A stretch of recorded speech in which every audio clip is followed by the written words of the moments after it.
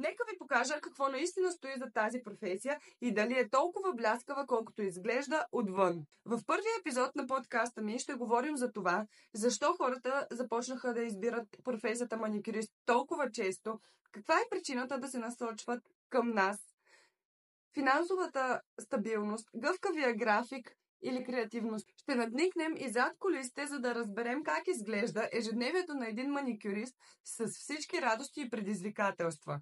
За мен маникюрът не е просто професия. Това е страст. И аз го разбрах още когато бях дете. В 8 клас закупих първата си лампа и започнах да правя ногти.